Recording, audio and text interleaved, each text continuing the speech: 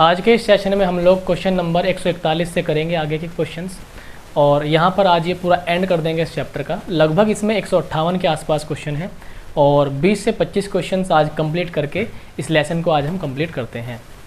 फिर हम इसके बाद एक न्यू लेसन लेंगे एलसीएम और एचसीएफ का। ठीक है, तो आज के इस वीडियो में बहुत ही इंटरेस्टिंग क्वेश्चंस होंगे और मिक्स क्वेश्चन होंगे। ये जो टाइप है विविध है, इसका नाम क्या नाम है? विविध। इसमें मिसलेनियस क्वेश्चन होंगे, जितना भी अभी तक हमने पढ़ा है उसी के आधार पे कुछ क्वेश्चंस होंगे और कुछ नए क्वेश्चन भी आपको देखने के लिए मिलेंगे।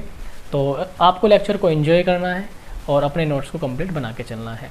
नमस्कार, मैं सिद्धार्थ बेरोजगारों की दुनिया में आपका बहुत बहुत स्वागत करता हूँ। आइए स्टार्ट करते हैं लेक्चर को।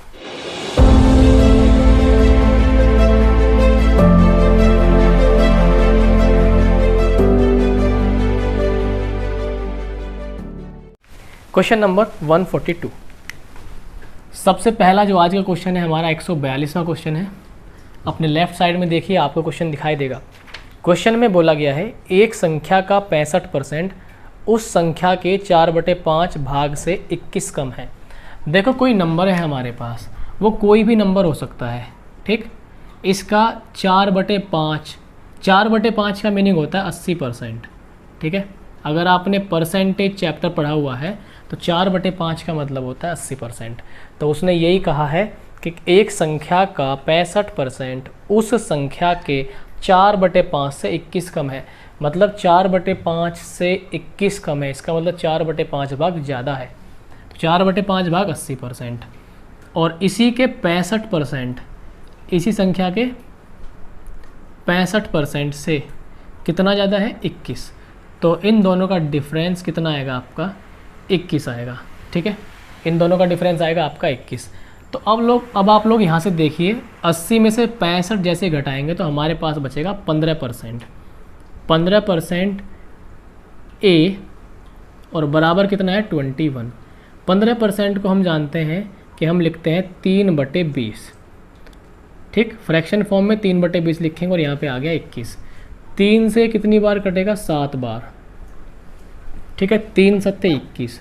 तो ए की जो वैल्यू आएगी 20 से जैसे गुणा करेंगे हम लोग, तो वैल्यू आएगी हमारे पास 140।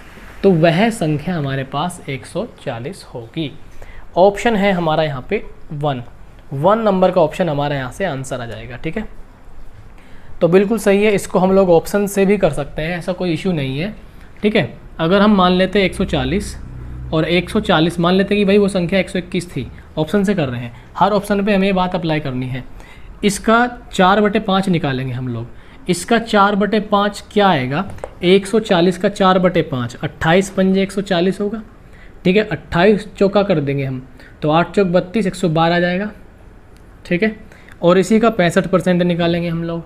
तो इसका 65%, 140 का 65%, नीचे 100 आएगा, ऊपर 65। ठीक है, 0 0 कट जाएगी, 5 दूनी 10 और 5 से आएगा 13। ठीक, और ये कितना जाएगा? 7 और 13 7 91। तो ये 91 आ जाएगा। और इन दोनों का अंतर अगर आप ध्यान से देखो तो 21 ही आएगा। और वही क्वेश्चन में कह रहा था वो, ठीक है, कि 80% और 65% किसी संख्या का डिफरेंस कितना है? 21 है। तो यहाँ से ये आप ऑप्शन से भी कर सकते हैं। ठीक है, तो बहुत आसान सवाल है, बहुत ही आसान, बहुत आसान था, समझ में आ गया होगा। आगे चलते हैं हम लोग। अगर आप इस चैनल पर पहली बार विजिट कर रहे हैं तो आपको इस चैनल को सब्सक्राइब कर लेना है, क्योंकि यहाँ पे जितना भी डेटा आपको मिलता है वो बहुत ही जेन्युइन होता है और बहुत ही ईमानदारी से आपको पढ़ाया जाता है। आपने अगर पहले लेक्चर हमारे देखे हैं तो आप ये बात जानते हैं। इस वीडियो को आपको लाइक भी करना है और वीडियो को शेयर भी करना है।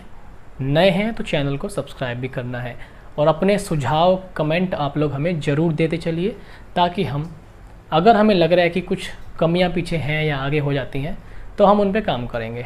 ठीक है, बाकी एंजॉय द लेक्चर। देखो, 143 नंबर का क्वेश्चन, बहुत ही आसान सवाल है ये भी। एक संख्या के 2वां का 1/10वां भाग 240 है, तदनुसार वह संख्या क्या है? तो देखो, इसमें थोड़ी सी अजीब भाषा का यूज़ किया गया है। एक संख्या के 2वां का 2वां, ठीक, तो 1/10वां भाग 240 है, तो वह संख्या क्या है? इसको भी हम चाहें तो ऑप्शन से कर सकते हैं। ठीक है, तो देखो यहाँ पर क्वेश्चन नंबर 143। अब थोड़ी सी भाषा अजीब है, तो एक संख्या के दो वहाँ को आप दो गुना समझिए, ठीक है, दो गुना। मान लो कोई संख्या a है, इसका दो गुना किया और इसका 1/10, वहाँ भाग कितना है 240। एक संख्या a है, दो वहाँ को दो गुना करना है आपको, एक संख्या के दो गुना का 1/10 वहाँ भाग 240 है। तो एक संख्या का दो गुना, इसका 1/10 भाग कितना है 240। इसे थोड़ा सा सोल्व कर लेंगे हम लोग। यहाँ पे 5 बार कटेगा, 5 की गुणा 24 में होगी, 24 पंजे 120, तो हमारा ये 1200 आ जाएगा। संख्या जो हमारे पास आएगी 1200 आएगी, ठीक है। इसे हम ऑप्शन से भी कर सकते थे। कैसे? अगर ऑप्शन से करें हम लोग इसे, तो ऑप्शन से आपको देखना है कि वो संख्या 1200 है। 1200 का हमने किया डबल, दो गुना किया और इसका 1/10वां भाग निकाल लिया, 0 से 0 कट गई, 120 दूनी 240, तो ये हमारा आंसर आ जाएगा। क्वेश्चन में 240 ही आ रहा है, ठीक। इस तरह से सवाल कर सकते हैं। आगे बढ़ते हैं हम लोग, अपने लेक्चर को आगे लेकर के चलते हैं। 144 नंबर का सवाल, क्वेश्चन नंबर 144। देखो बड़ा आसान सवाल है, 144वां सवाल। ऐसा क्वेश्चन मेरे ख्याल से पहले भी गया है। मैंने पहले ही ऐसा क्वेश्चन आपको स्किप करने के लिए कहा था कि आप इसे अभी छोड़ देना, ठीक। 144 नंबर के सवाल जैसा सवाल पहले भी गया है, मैंने कहा था कि इसे स्किप कर देना, कि मैं किस दिन फुर्सत में आपको समझाऊंगा। आज मूड है बताने का इस सवाल को, तो आप आसानी से समझिएगा। क्वेश्चन में कहा गया है कि 6 की घात 333 गुणा 7 की घात 222 गुणा 8 की घात 111 में अभाज्य गुणनखंडों की संख्या कितनी है। इसमें बताने हैं प्राइम फैक्टर कितने होंगे, टोटल प्राइम फैक्टर की संख्या। देखो 6 की घात 333, तो 6 की घात 333 गुणा 7 की घात 222, 7 की घात 222 और 8 की घात 111, ये है। इसमें हमें बताने हैं अभाज्य गुणनखंडों की संख्या। तो देखो ध्यान से समझो, अभाज्य संख्याएं क्या होती हैं पहले तो ये बताओ। मान लो मैं यहाँ पे 32 लिखता हूँ, 32, या मैंने लिखा 40, 40 के मैं अभाज्य गुणनखंड करना चाहता हूँ, 40 के मैं अभाज्य गुणनखंड करना चाहता हूँ, तो अभाज्य गुणनखंड क्या होंगे, 2 की घात 3 गुणा 5, 8 हो गया ना, 2 की घात 3, तो 2 की घात 3 8 हो गया, 8 पंजे 40, तो ये प्राइम फैक्टराइजेशन हुए, 2 की घात 3 गुणा 5 प्राइम फैक्टराइजेशन।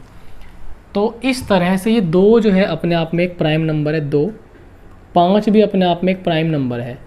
तो ऐसे फैक्टर जिनमें, या ऐसे गुणनखंड जिनमें केवल और केवल अभाज्य संख्याएं ही दिखाई दे, वो फैक्टर कहलाते हैं प्राइम फैक्टर। तो देखो जरा ध्यान से, 6 को हम क्या लिख सकते हैं, 2 गुणा 3। पूरा डिटेल बता रहा हूँ, ठीक है, आपको क्लियर हो जाएगा, आज के बाद कभी गलत नहीं होगा। इसकी घात कितनी हो गई, 333। फिर 7 तो अपने आप में खुद से ही प्राइम नंबर है, तो ये घात 222। 8 को क्या लिख सकते हैं हम, 2 की घात 3, 2 की घात 3 और ऊपर है 111, ठीक। अब एक बात देखो आप, 2 गुणा 3 है, घात है 333, इसका मतलब 2 की भी पावर 333 है, ठीक है, और 3 की पावर भी 333 है, 333। इधर अपनी 7 की पावर 222, यहाँ पर 2 की घात 3 की घात 111, तो ये घात हो जाएगी 333। जब भी घात की भी घातों ब्रैकेट लगा हुआ हो तो घातों की आपस में गुणा हो जाती है, ठीक है। अब देखो 2 की घात 333, 2 की घात 333, ये पावर जुड़ जाएंगे तो कितना बनेगा, 2 की घात 666 गुणा 3 की घात 333, 7 की घात 222, ये है। अब आप खुद से देखिए, 2 की घात 666 है, इसका मतलब क्या है कि 2 को गुणा में 666 बार लिखा गया है। 2 की घात 666 का मतलब क्या है कि 2 को गुणा में 666 बार लिखा गया है। जैसे कि 2 की घात 3 को 2 गुणा 2 गुणा 2 3 बार गुणा में लिखते हैं, ऐसे ही 2 की घात 66 को, 2 की घात 666 को कितनी बार लिखा गया, जितनी पावर है, ठीक। ऐसे ही 3 की पावर 333, मतलब 3 को 333 बार गुणा में लिखा गया है, 7 को 222 बार गुणा में लिखा गया। तो यहाँ पर 2 कितनी बार आया, 666 बार, 3 कितनी बार आया, 333 बार, 7 कितनी बार आया, 222 बार। ठीक, इसका मतलब कुल अभाज्य गुणनखंडों की संख्या कितनी हो गई, 666। ठीक, और 333 और 202, 555। तो टोटल गुणनखंड ये हो जाएंगे हमारे पास, जब हम इन्हें जोड़ेंगे तो 6 5 11 का 1, 6 5 11 1 12 का 2 हासिल 1, 6 5 11 और 1 12। तो हमारे पास टोटल अभाज्य गुणनखंडों की संख्या कितनी आएगी, 1221। मैंने आपको अपनी ओर से फुल एफर्ट लगा के ये क्वेश्चन पूरे डिटेल में समझा दिया है, ऐसे ही होगा ये क्वेश्चन।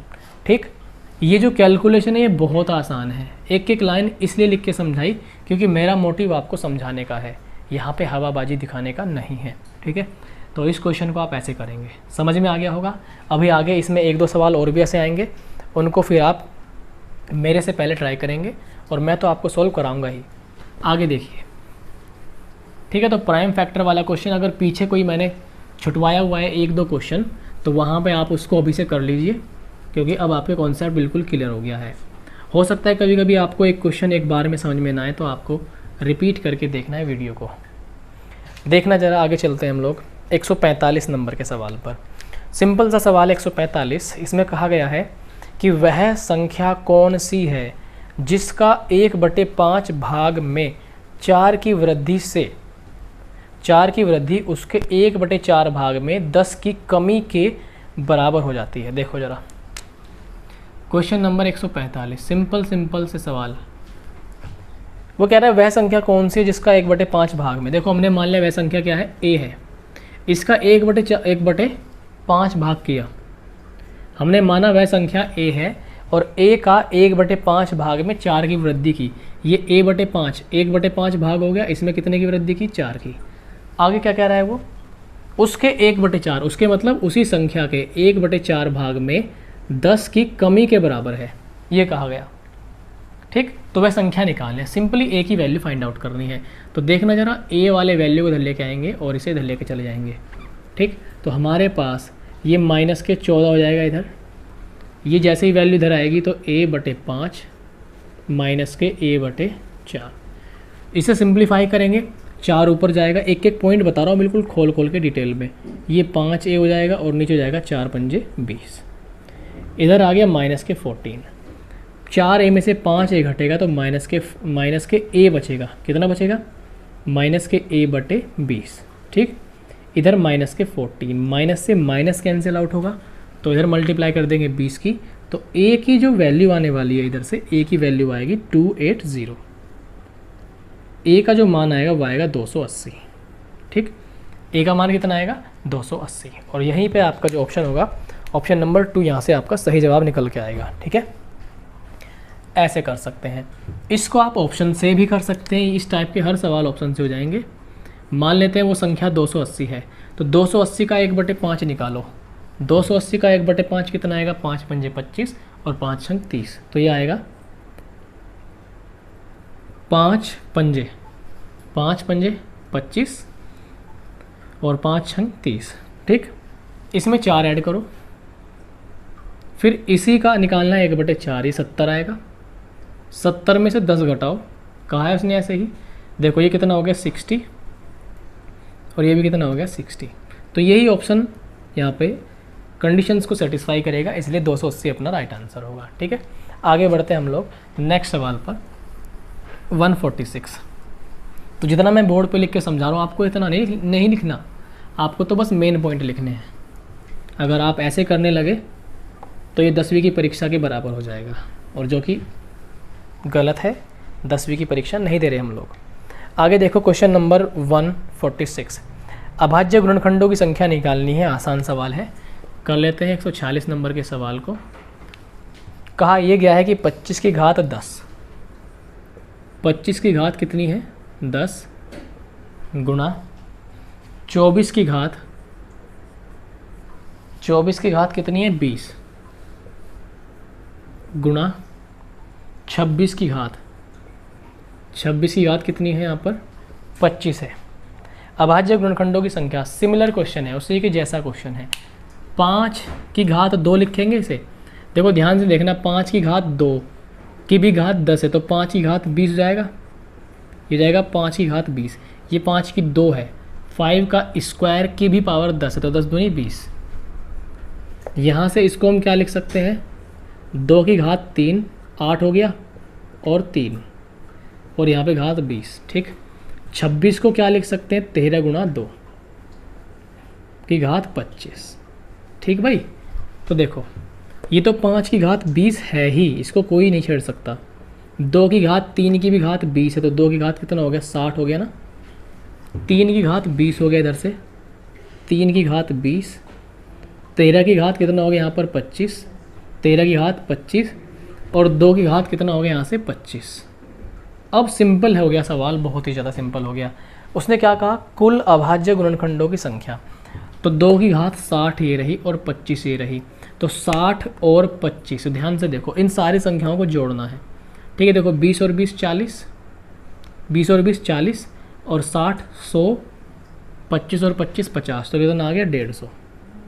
तो कुल अभाज्य गुणनखंडों की संख्या कितनी आ गई हमारी, 150 आ गई। ठीक है, 60 80 100 125 150, आंसर जो होना चाहिए 150 होगा, ऑप्शन नंबर 3। 146 नंबर के सवाल का ऑप्शन नंबर 3 होगा, अभाज्य गुणनखंडों की संख्या 150। जल्दी से छापिए, स्क्रीनशॉट लीजिए। आगे बढ़ते हैं फिर अपने 147 नंबर के सवाल पर हम लोग। ठीक है, ये अपना बिल्कुल सही जवाब है, आंसर है 150। देखिएगा ज़रा, अब हम चलते हैं 147 नंबर का सवाल। तो वीडियो आपका आज का बिल्कुल अच्छा है, समझ में आ रहा होगा आपको। अगर आप सभी साथी वीडियो को समझ पा रहे हैं अच्छे से, तो आप इसे लाइक करिए और अपना सपोर्ट हमें दीजिए और हमें मोटिवेशन दीजिए। देखो 147 नंबर, वो ये कह रहा है कि 50 से 1000 के मध्य पड़ने वाली पूर्ण वर्ग संख्याओं की संख्या क्या है। 147 147, 50 से 1000, ठीक है, 50 से 1000 के मध्य पड़ने वाली पूर्ण वर्ग संख्याओं की संख्या कितनी है। देखो इसके बीच वैसे तो बहुत सारी संख्याएं आएंगी पूर्ण वर्ग। ठीक है, जैसे मान लीजिए एग्जाम्पल के तौर पे 64 आती है, 81 आएगी। ठीक है, फिर आपका 100 आएगा, तो इस तरह से 121 आएगा। ये जो सारी संख्याएं ये पूर्ण वर्ग होंगी। ठीक है, 144 आएगा। ठीक, तो बहुत सारी संख्याएं आएंगी, 961 भी आएगा। कितना आएगा, 961 भी आएगा, लास्ट में 31 का स्क्वायर 961। तो ये टोटल जो हमारे पास संख्या होंगी यहाँ पे, ये जो हमारा आंसर आएगा इसको आपको याद करना है। ठीक है, इसका आंसर आएगा 24। टोटल इस तरह से संख्या कितनी आएगी हमारे पास, ये 24, ये आपको याद कर लेना है भाई। देखो 50 से 1000 के बीच में कह रहा है, इसका मतलब 50 से बड़ी होगी और 1000 से छोटी होगी। 50 से जस्ट बड़ी पूर्ण वर्ग संख्या होती है हमारे पास 64, 81, 100, 121, 144, और 1000 से जस्ट छोटी होती है 961। तो इस तरह से टोटल जो संख्याएं आप गिनोगे तो 24 आएगी। तो इस तरह से आपका आंसर यहाँ पे 24 होगा। क्लियर है, आगे बढ़ते हैं हम लोग नेक्स्ट क्वेश्चन पे। 148 नंबर, बहुत ही अच्छा सवाल है 148 नंबर, और बहुत ही गिरे हुए लेवल का सवाल है। 4 अंकों की सबसे छोटी पूर्ण वर्ग संख्या, 4 डिजिट की सबसे छोटी पूर्ण वर्ग। अब एक बात देखो, क्या 1009 किसी का पूर्ण वर्ग है? नहीं। 1016 है? नहीं। 1024 है? यस। 1025 है? नहीं। तो 1024 ये 32 का स्क्वायर होता है। कितने का स्क्वायर होगा? 32 का स्क्वायर। आपको 1 से लेकर मिनिमम, मैं कह रहा हूँ 1 से लेकर मिनिमम 30 तक के स्क्वायर परमानेंटली याद होने चाहिए। 1 से लेकर 30 तक के स्क्वायर्स आपको परमानेंटली याद होने चाहिए, और 1 से लेकर 20 तक के क्यूब, 1 से लेकर 20 तक के क्यूब आपको परमानेंटली याद होने चाहिए। कुछ टाइम बाद मैं आपको कुछ वीडियोस कराऊंगा कैलकुलेशन पे, जिससे आपकी कैलकुलेशन बहुत हद तक सही हो जाएगी। एग्ज़ाम पॉइंट ऑफ व्यू से कैलकुलेशन का मैच्योर होना बहुत ज़रूरी है। ठीक है, तो कैलकुलेशन के बहुत, जैसे स्क्वायर निकालना, क्यूब निकालना, फटाफट तेज़ी से बाई ट्रिक्स के माध्यम से, ठीक है, उनको हम जल्दी कैसे निकालें, कम समय में कैसे निकालें। वरना क्यूब आप कोई सी भी संख्या का निकाल सकते हो, सीधे सीधे गुणा करनी है, लेकिन उसको हम मिनिमम टाइम में कैसे निकालें, मेन पॉइंट वही होता है हमारा। तो आपको 1 से 30 तक और 1 से 20 तक स्क्वायर्स और क्यूब याद रखने हैं। ठीक है, तो इसलिए ये आपका डायरेक्ट याद मेमोरी बेस्ड क्वेश्चन है 32 का स्क्वायर 1024। ठीक, इसके बाद हम लोग क्वेश्चन देखते हैं 149। देखो 149 भी अच्छा सवाल है, इसको बड़े ध्यान से समझना। ठीक है, और इसमें मेरे ख्याल से 149 जैसे और भी सवाल शायद आगे हैं, हाँ 1-2 सवाल और हैं। तो देखो इसको अच्छे समझो। क्वेश्चन में कहा गया है 149 में 2 की घात 250 149, 2 की घात 250, 3 की घात 150, 3 की घात 150, 5 की घात 100, 5 की घात 100 और 4 की घात 200, 4 की घात 200 ये है। और इसमें वो कह रहा है आपसे कि सबसे छोटी संख्या कौन सी है। देखो सिंपल है, बहुत सिंपल सवाल है। देखने में थोड़ा सा हार्ड लग सकता है, लेकिन ये बहुत ही सिंपल सवाल है। ठीक है, तो देखो ध्यान समझना ज़रा। यहाँ पर मैं आपसे इतना कहता हूँ कि हमें क्या करना है, पावर सेम बनानी है सभी संख्याओं की। सभी संख्याओं की पावर सेम बनानी है। देखो सेम कैसे बनेगी, इसको मैं क्या ऐसे लिख सकता हूँ, 2 की घात 5 गुणा 50 लिख सकते हैं। इसको हम 3 की घात 3 गुणा 50 ऐसे लिख सकते हैं ना।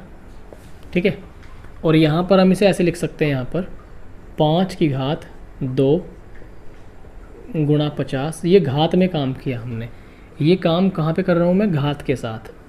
बेस को मैं बिल्कुल नहीं छेड़ रहा। 4 की घात, यहाँ पर हम इसे कैसे लिख सकते हैं, 4 गुणा 50 ऐसे लिख सकते हैं। ठीक है, अब देखो इसको हम थोड़ा सा और चेंज कर सकते हैं। 2 की घात 5 की पावर हमने लिख लिया बाहर 50, कोमा इसको 3 की घात 3 और बाहर हमने लिख लिया यहाँ पर 50। बहुत ही खूबसूरत क्वेश्चन और बहुत ही आसान। यहाँ पे लिख लिया हमने 5 की घात 2, 5 की घात 2 और 50 लिख ली बाहर। बाहर पावर सेम बनानी है तो ही फ़ायदा मिलेगा इस क्वेश्चन को करने का। 4 की घात 4 और बाहर पावर कितनी कर ली हमने, 50। तो देखो बाहर तो हमने पावर बना ली सेम। ठीक है, अब देखो अगली लाइन से फ़ायदे का पता लगेगा क्या फ़ायदा होगा। 2 की घात 5 का मतलब होता है 32 और 32 की घात कितना हो गया ये 50, कोमा 3 की घात 3 आप जानते हैं 27, 27 की घात कितनी 50। ठीक है, 5 की घात 2 सब जानते हैं 25 और घात कितनी 50। 4 की घात 4 256 आएगा और घात कितनी 50। अब आप मुझे एक बात बताइए खुद से ही, सबसे बड़ी और सबसे छोटी संख्या कौन सी दिखाई दे रही है। देखो घात तो बराबर है सबकी, घात के साथ कोई भेदभाव नहीं है, सारी घातें बराबर हैं। जब सारी घात बराबर है तो केवल आधार को देख करके, केवल जो ब्रैकेट के अंदर संख्या लिखी हुई है इसको देख करके बड़ी और छोटी का आइडिया बहुत ही आसानी से लगाया जा सकता है। जो बड़ी संख्या है वो सबसे बड़ी, तो ये तो हो जाएगी ग्रेटेस्ट, ये हो जाएगी ग्रेटेस्ट नंबर, सबसे बड़ी संख्या हो जाएगी ये। ठीक है, स्मॉलेस्ट यहाँ से कौन सी होगी 25 वाली, ये सबसे छोटी नंबर होगी। This is the smallest number. ठीक, और ये 5 की घात 50 कौन सी संख्या है, देखो ये है ये वाली संख्या।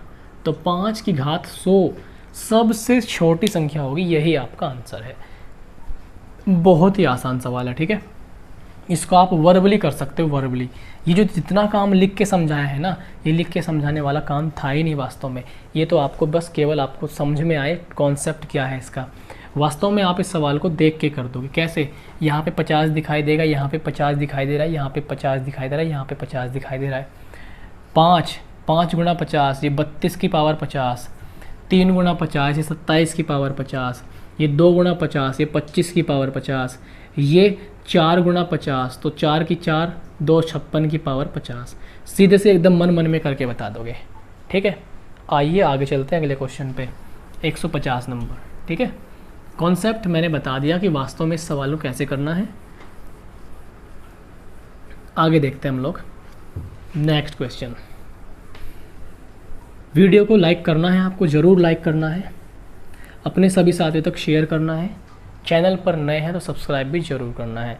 अपने सभी साथियों को बताइए यूपी में या अब क्योंकि इलेक्शन आएंगे यूपी में, तो वैकेंसीज़ अगर आप मेनली यूपी स्टेट से बिलोंग करते हैं तो वैकेंसीज़ आपकी आने वाली हैं उत्तर प्रदेश में। तो इसलिए आप अपनी पढ़ाई को रेगुलर रखिए और जो भी वैकेंसीज़ आएंगी उसमें आप पार्टिसिपेट करिए, फॉर्म भरिए और आपको बहुत ही बेनिफिट मिलेगा। और अगर आपने अच्छे से रेगुलरली फोकस करके मेहनत की है तो आपको सिलेक्शन भी ज़रूर मिलेगा। और आपने टाइम पास किया तो फिर आप जानते हैं क्या होने वाला है। तो आप लोग मेहनत करते रहिए। अगला जो सवाल है 50 नंबर का सवाल, 50 को 2 भागों में विभाजित करें। क्वेश्चन नंबर 150 कहा गया कि 50 को 2 भागों में विभाजित करें। एक भाग ए है तो दूसरा भाग कितना होगा 50 माइनस ए, जिससे उनके व्युत्क्रमों का योगफल 1/12 हो जाए। ऑप्शन से भी हो जाएगा, ऐसा कुछ दिक्कत नहीं है। ठीक है, देखो 50 को अगर हम 2 भागों में विभाजित करें, एक भाग 20 हो सकता है, एक भाग 30 हो सकता है। ठीक, इनके व्युत्क्रमों का योग 1/12 लेके आना है। ठीक है, तो 1/20 प्लस व्युत्क्रम कर दिया ना, व्युत्क्रम का मतलब उल्टा 1/30। ठीक, इधर गुणा करेंगे हम लोग 3 से, इधर गुणा करेंगे 2 से, इधर करेंगे 2 से, इधर भी करेंगे 2 से। 30 20 60, 30 दूनी 60, तो एलसीएम कितना आ गया 60। ऊपर 2 ही कम 2 और यहाँ पे 3 आएगा, 3 ही कम 3 और 2 ही कम 2, 3 और 2 कितना 5। जब इसे सॉल्व करेंगे आप लोग तो 1/12 आ जाएगा। यही सवाल था कि इनके व्युत्क्रमों का योग कितना आना चाहिए 1/12 आना चाहिए। ठीक है, बाकी अगर आप कॉन्सेप्ट से करोगे ना तो 1/a बनेगा और दूसरा बनेगा 1/50 माइनस a और बराबर कितना लाना है 1/12।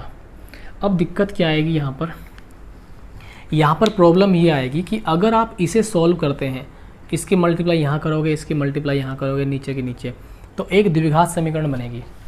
एक द्विघात समीकरण बनेगी और फिर आपको वो द्विघात समीकरण सॉल्व करनी पड़ेगी, ए की वैल्यू निकालनी पड़ेगी और तब जाके क्वेश्चन आपका काफ़ी मतलब टाइम लग जाएगा आपको करने में। तो एक तरीका ये है कि आप यहाँ तक करने के बाद इसमें ऑप्शन का यूज़ कर सकते हैं। ठीक है, एक तरीका ये कि आप इसमें ऑप्शन का यूज़ कर सकते हैं। यहाँ तक आने के बाद अगर आप यहाँ तक लेके आ जाओ क्वेश्चन को, तो आप क्वेश्चन से ए की वैल्यू 20 रख के देखो। ए की वैल्यू 20 रखोगे तो a/20 1/20 और 50 में से 20 घटाओगे तो 30 आएगा। तो फिर से घूम फिर के बात यहीं पे आ जानी है 1/20 प्लस 1/30। ठीक है, तो 1/12 इससे आ जाएगा। तो इस तरीके से इस सवाल को आप सॉल्व करेंगे विद ऑप्शन। ठीक है, तो यहाँ पे जो वैल्यू होगी 50 को 2 भागों में बांटेंगे, एक भाग होगा 20 और एक भाग होगा 30। ऐसा सवाल पहले भी मैं करा चुका हूँ इस चैप्टर में, ऐसे 1 से 2 सवाल जा चुके हैं पहले भी, तो घबराना नहीं है बिल्कुल भी। आगे बढ़ते हैं हम लोग अपने अगले सवाल पर। सवाल है 151। देखो 151 में कहा गया है यदि कोई संख्या 31 से उतनी ही बड़ी है जितनी 75 से छोटी है। 151वां सवाल सिंपल सादगी भरा सवाल है। देखो कोई संख्या 31 से उतनी बड़ी है, 31 से बड़ी होने का मतलब है कि 31 छोटा है, तो अगर a है संख्या और a 31 से बड़ी है, इसका मतलब 31 छोटा है तो माइनस जितनी वह 75 से छोटी है। 75 से छोटी होने का मतलब है कि 75 बड़ा है तो वो संख्या छोटी है, ये मतलब हो गया। जो छोटी है वही घटेगी। ठीक है, तो संख्या ज्ञात करिए। a इधर आके 2a हो जाएगा, a इधर आके कितना जाएगा 2a, और जैसे ही इसको 75 में ऐड करेंगे तो जाएगा हमारा 106। a की वैल्यू अब सभी जान गए कि कितनी आएगी 53। तो यहाँ पे जो आंसर आएगा वो आएगा 53। ऑप्शन नंबर ए हमारा यहाँ पे सही जवाब होगा। जल्दी से छापिए इसको, बहुत ही आसान सवाल था, बिल्कुल आसान। 53 आपका राइट आंसर होगा। ठीक है, विद ऑप्शन भी आप जा सकते हैं, ऑप्शन से भी आप इसको कर सकते हैं। आप ऑप्शन मानेंगे कि ए हमने मान लिया वह संख्या कितनी है हमारी 53 है। अब जो 53 है वो 31 से कितनी बड़ी है और 75 से कितनी छोटी है। उसने कहा ना बराबर, जितनी 31 ए से छोटा है, जितना 31 ए से छोटा है उतना ही 75 ए से बड़ा है। तो इनके बीच का गैप देखो 22 है और इनके बीच का गैप देखो 22 है।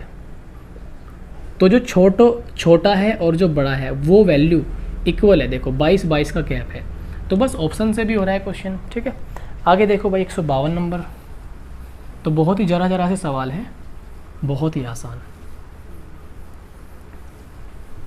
आगे देखिएगा ज़रा, हम चलते हैं अब 152 नंबर के सवाल पर।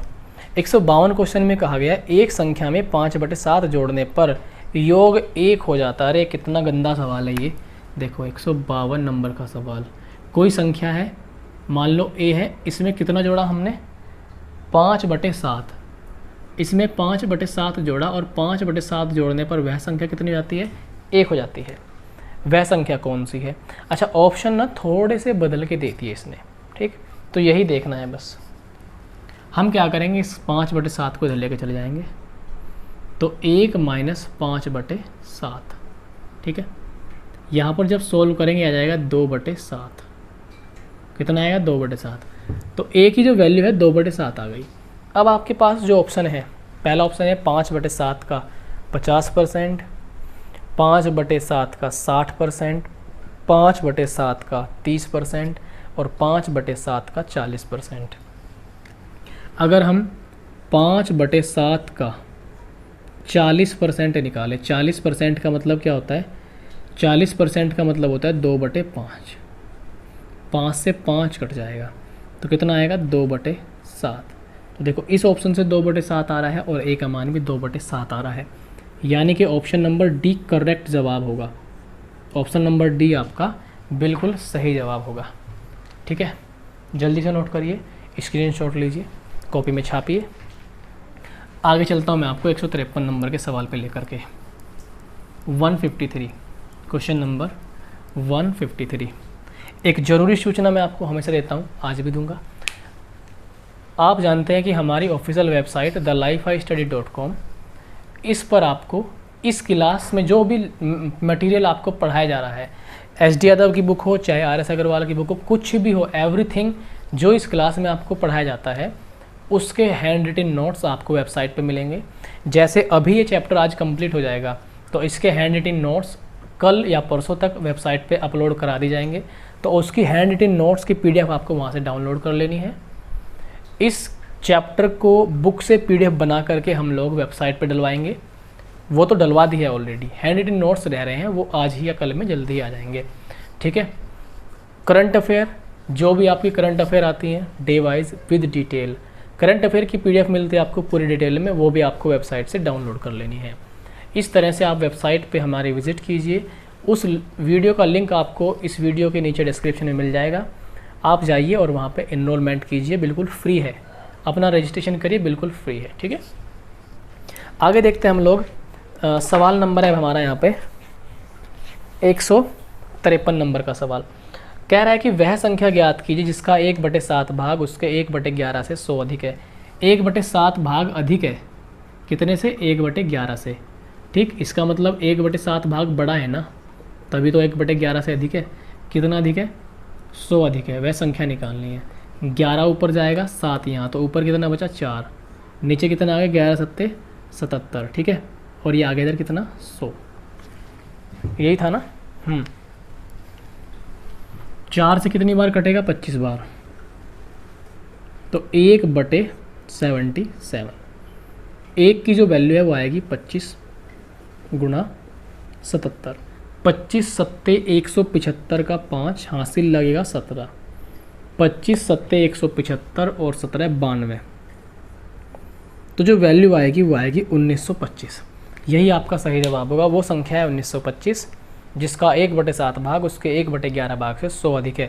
इसको आप ऑप्शन से भी बना सकते हैं। करना क्या होगा, इसका 1/7 भाग निकालना पड़ेगा, इसका 1/11 भाग निकालना पड़ेगा, इन दोनों में 100 का डिफरेंस होगा और बस यही हमारा आंसर हो जाएगा 1925, ठीक है। क्लियर हो गया। आगे चलते हैं 154 नंबर के सवाल को देखते हैं क्या कहा गया है इसमें। और ये लेक्चर भी लगभग 1 घंटे के आसपास का ही होगा। मैं पूरी कोशिश करता हूँ कि आपको 1 घंटे के आसपास का लेक्चर में हमेशा की तरह दूँ। देखिए ज़रा अगला जो क्वेश्चन है 154, किसी संख्या का 1/9 उसके 1/10 से 4 अधिक है। सेम क्वेश्चन है, 1/9 अधिक है 1/किससे 10 से, और कितना अधिक है 4 अधिक है, तो बराबर में 4 ले लेंगे। क्वेश्चन नंबर है 154। देखो ज़रा, इधर 10 गुणा करेगा, इधर 9 करेगा, 10 में से 9 गया, 1 बचा, और नीचे कितना हो गया 90, 10 9 90 बराबर कितना 4। 1 की जो वैल्यू है कितनी आएगी 360, यही सही जवाब होगा। तो आंसर कितना आएगा 360। ऑप्शन नंबर 2 राइट आंसर है। ये क्वेश्चन 2012 में आया हुआ है, FCI food corporation of India, FCI में आया हुआ क्वेश्चन है, 154वें नंबर का सवाल। ठीक है, जल्दी से इसको नोट करिए, आंसर आपका बिल्कुल सही है। इसको भी ऑप्शन से किया जा सकता है, जैसे कि इसका 1/9 भाग कितना आएगा 40, 1/10 भाग कितना आएगा 36। इनमें देखो कितने का अंतर है 4 का, वो यही तो कह रहा था 4 का अंतर है। ऐसे सेम पिछला सवाल था। ठीक, नेक्स्ट पे चलते हैं 155, 155 नंबर, क्वेश्चन नंबर 155। देखो 155 कह रहा है लघुत्तम अभाज्य संख्या क्या है। लघुत्तम अभाज्य संख्या 155 नंबर का सवाल। लघुत्तम मतलब सबसे छोटी अभाज्य संख्या पूछ रहा है आपसे, सबसे छोटी अभाज्य संख्या। यहाँ पे आंसर होगा 2। देखो अभाज्य संख्या क्या होती हैं, 2, 3, 5, 7, इस तरह से चलती जाती है आगे। ठीक है, तो इसमें देखो 2 से बहुत सारे क्वेश्चन बन जाते हैं, 2-3 क्वेश्चन बन जाते हैं। 2 ही एक ऐसी अभाज्य संख्या है जो कि सम है, 2 ही एक ऐसी अभाज्य संख्या है जो क्या है, सम है, और 2 सबसे छोटी भी है। यही क्या है, स्मॉलेस्ट प्राइम नंबर, सबसे छोटी प्राइम नंबर है जो कि सम है।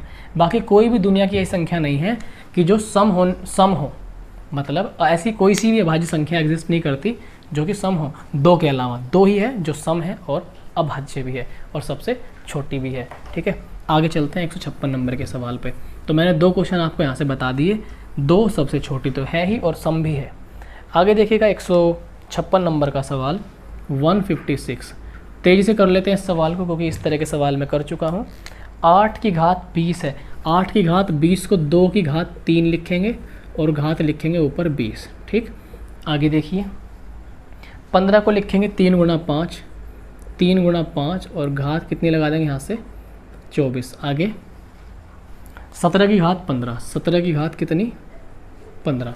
अब देखो ध्यान से, 2 की घात तो इधर 60 हो गया ना, 2 की घात 60 हो गया, 3 की घात 24 हो गया और 5 की घात भी कितनी हो गया इधर से 24 और 17 की घात कितनी हो गई यहाँ से 15। सारे वैल्यूज़ को जोड़ देना है, 60 हो गया और ये 48, 108, 60 और 48 108 और 15 जोड़ोगे तो 123।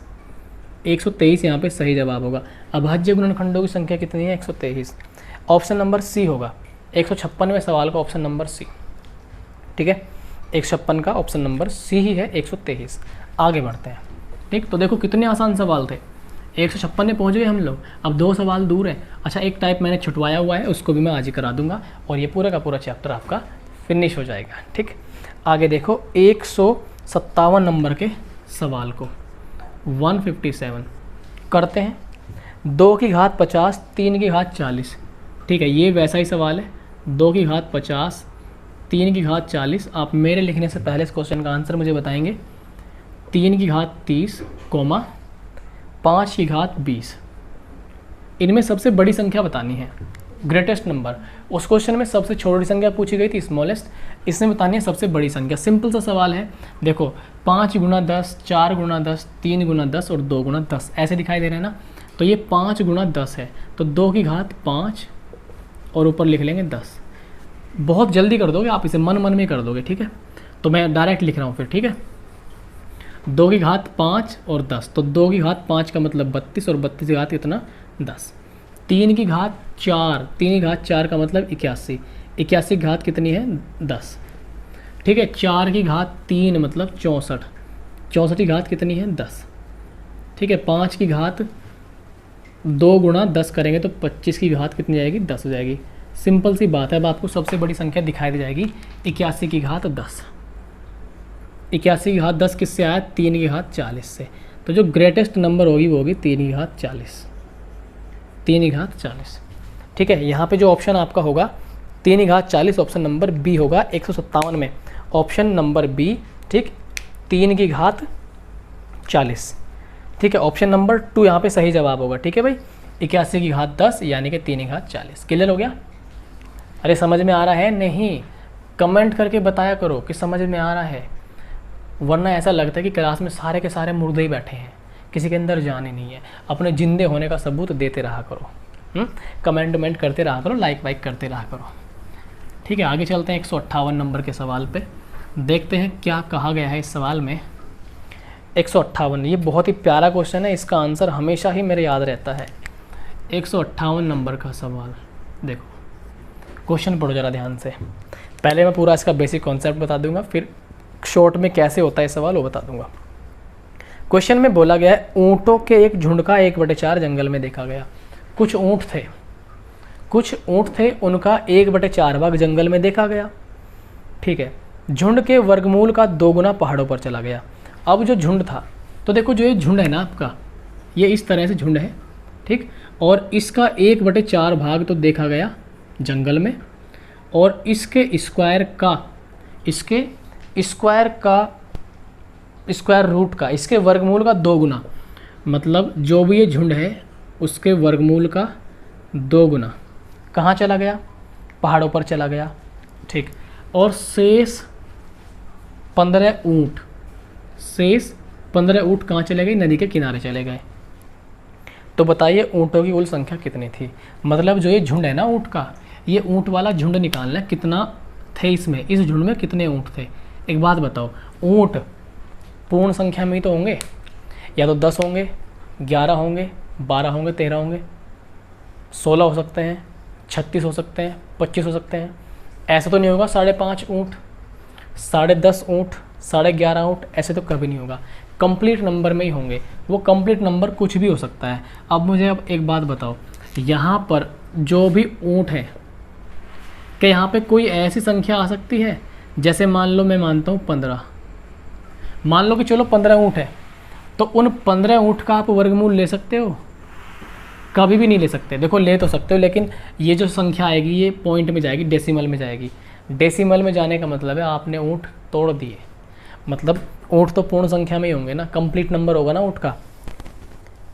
ठीक, दशमलव में तो ऊँट नहीं हो सकते। इसका मतलब यहाँ पे कोई ऐसी संख्या आएगी जो क्या होगी अपने आप का, जो पूर्ण वर्ग होगी, जैसे 36। तो एक ही ऑप्शन ऐसा है जो आपका पूर्ण वर्ग है, और वो है 36। तो यहाँ पे देखो 36 से वेरीफाई करो इस क्वेश्चन को। 36 का 1/4 कितना है? 9 ऊँट तो चले गए जंगल में।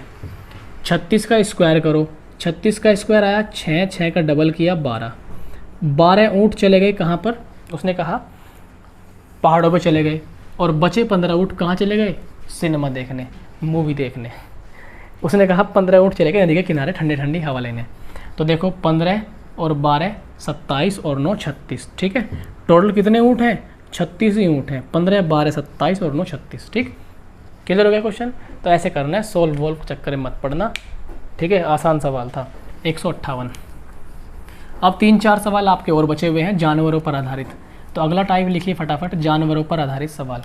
हेडिंग लगाइए, ये लास्ट में ले रहा हूँ मैं सबसे ये टाइप।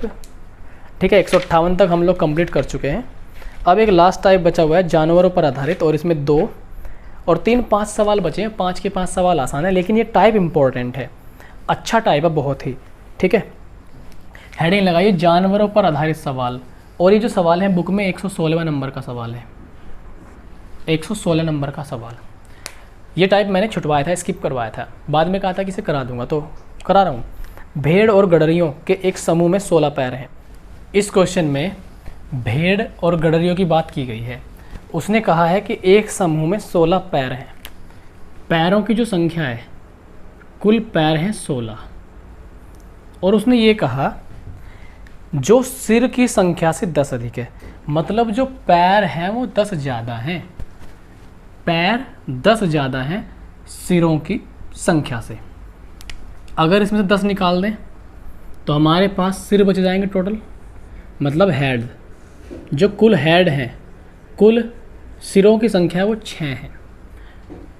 ठीक है, सिर 6 हैं। अब पैर तो भेड़ों के 4 होते हैं, एक भेड़ के 4 पैर होते हैं, इंसान के 2 पैर होते हैं।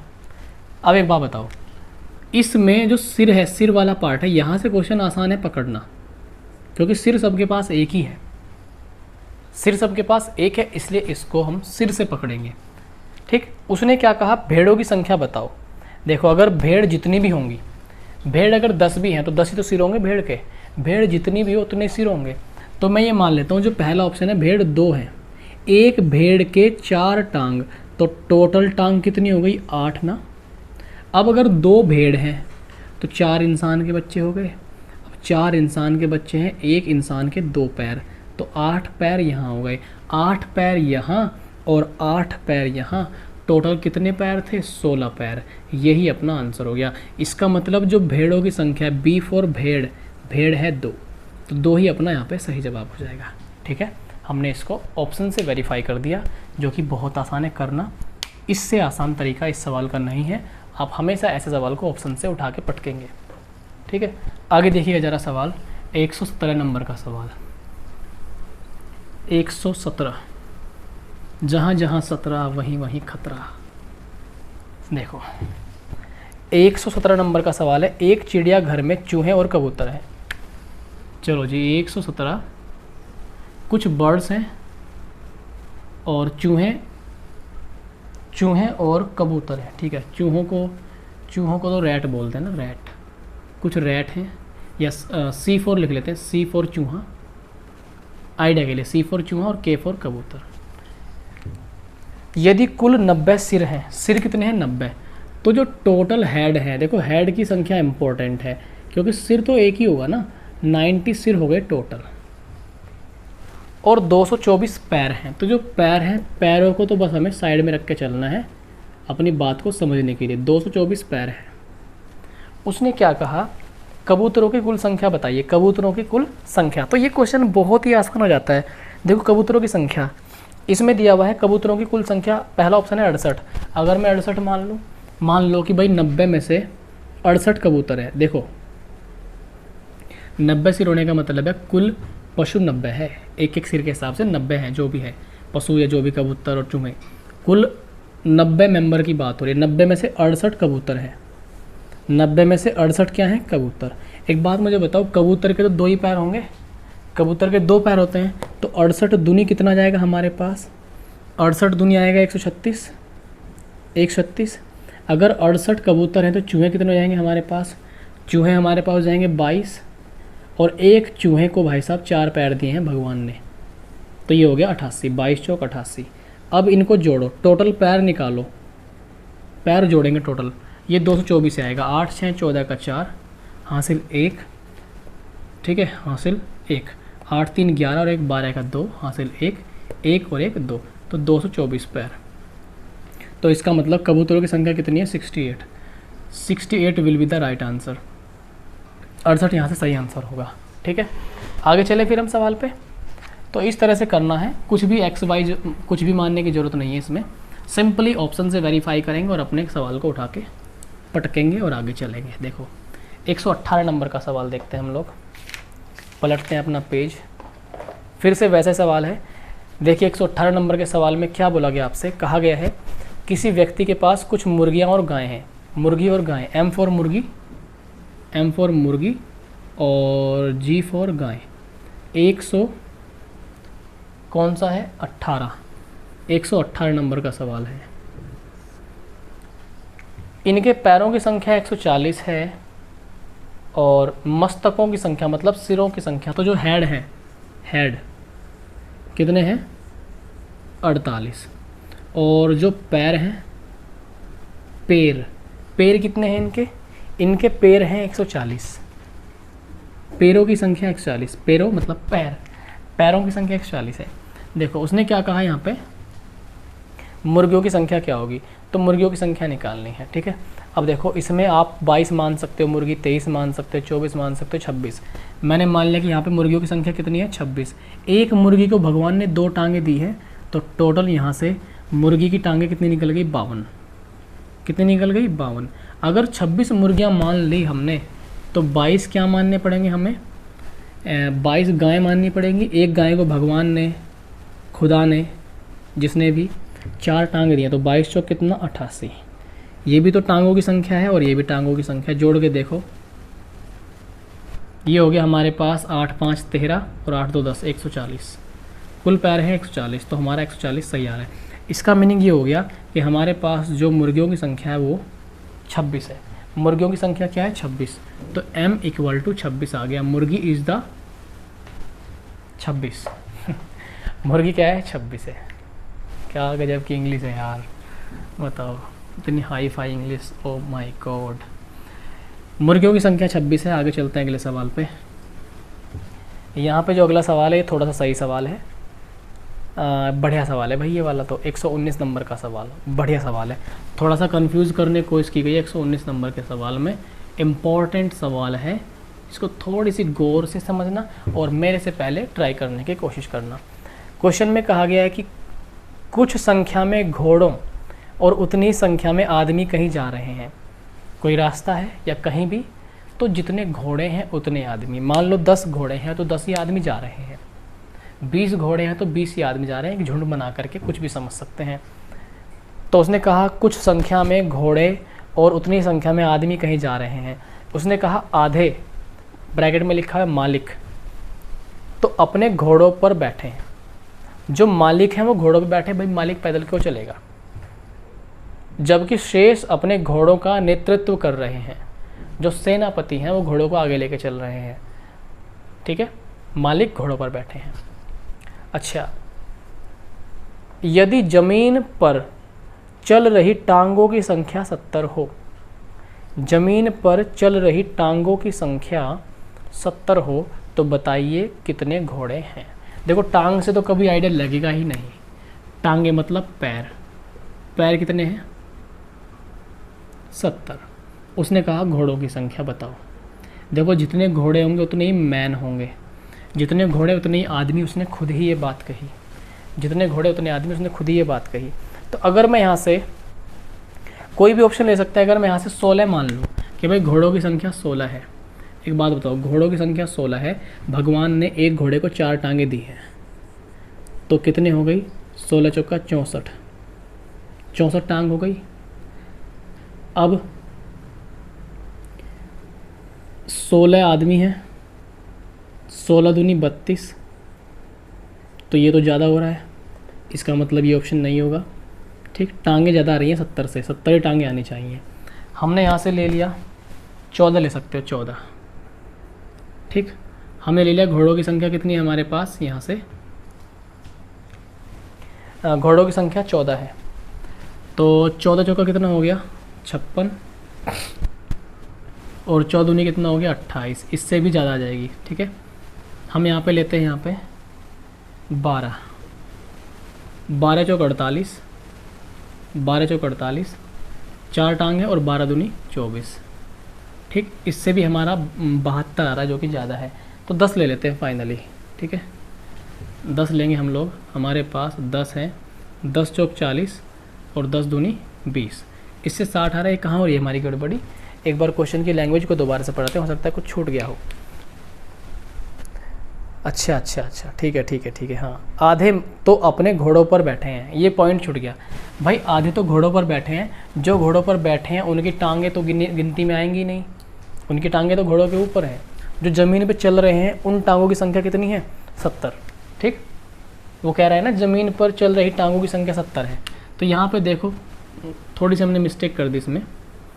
अगर हम 16 मान लेते, घोड़े तो सारे चल रहे हैं, 16 चौका 64, इसका मतलब सारे घोड़े चल रहे हैं। अब 16 ही क्या है आदमी है, इसका मतलब 8 आदमी तो ऊपर बैठे हैं। उसने कहा ना कि आधे तो अपने घोड़ों पर बैठे हैं, इसका मतलब 8 तो बैठे हैं, बचे हुए 8 हैं। इन 8 के ही पैर ज़मीन पर होंगे। तो 8 दूनी 16, जोड़ों के ज़्यादा आ जाएगा। ठीक है, ये तो गड़बड़ हो जाएगा। ठीक, दूसरा ऑप्शन लेते हैं यहाँ से 14, 14 चौका कितना 56, 14 चौका 56। अब 14 में से 7 तो घोड़ों पर बैठे हैं, घोड़े या गधों पर जो भी। ठीक, 7 ज़मीन पे चल रहे हैं, 7 दूनी कितना 14। अब देखो 14 टांगे आदमियों की चल रही हैं और 56 टांगे घोड़ों की चल रही हैं। 14 और 56 कितना 70। तो यही वो कह रहा था कि ज़मीन पर चल रहे घोड़ों की संख्या 70 है। ठीक है, वो बीच में एक पॉइंट मिस हो गया था, उसकी वजह से पूरा क्वेश्चन कचरा हो गया था। ठीक है, तो ये सवाल बिल्कुल आंसर सही आ गया। मैं दोबारा समझाता हूँ। क्वेश्चन में क्या कहा गया है कि कुल पैर 70 हैं ज़मीन पर जो चल रहे हैं। ठीक, और घोड़ों की संख्या उतनी जितने आदमी और घोड़ों की संख्या बराबर है। उसने कहा जो मालिक हैं वो घोड़ों पर बैठ के चल रहे हैं मज़े से आराम से, जो नौकर हैं वो घोड़ों को पैदल ले चल रहे हैं, आगे नेतृत्व कर रहे हैं। तो अगर 14 घोड़े मान लिए और एक घोड़े को भगवान ने 4 टांग दिए, तो 14 चौका 56, यानी कि 56 टांगे चल रही हैं घोड़ों की टोटल। आधे मालिक ऊपर बैठे हैं, मतलब 14 ही आदमी है, 14 आदमी में से 7 मालिक है, 7 ऊपर बैठे हैं जम के मज़े से, और 7 पैदल लेके चल रहे हैं। 7 आदमी है, एक आदमी को 2 टांग दी गई है, 2 सत्ते 14, 14 और 56 70, और 70 ही टांगे ज़मीन पर चल रही हैं। यही आपका आंसर हो गया 119 का। अगला जो सवाल है, लास्ट क्वेश्चन है अपना 120। ठीक है, तो देखो इतना भारी सवाल नहीं था, बस कुछ पॉइंट छूट जाए तो थोड़ा सा तो दिक्कत हो ही जाती है। देखो अगला जो सवाल है 120 नंबर का, भैंस तथा बत्तखों के एक समूह में सिरों की संख्या के 2 गुण से 24 अधिक पैर हैं। भैंस और बत्तख 120 ये भैंस है और ये बत्तख है। उसने ये कहा कि सिरों की संख्या के 2 गुने से 24 अधिक पैर हैं। भैंस की संख्या समूह में कितनी है? देखो भैंस, तो आज के लिए इतना रखते हैं, हमारा लेक्चर पूरा कंप्लीट हो गया है। आपसे अगले वीडियो में मिलना होगा, तब तक के लिए आप लोग अपने रिवीजन करिए पूरा का पूरा इस चैप्टर का, सारे पॉइंट्स रिवाइज कीजिए।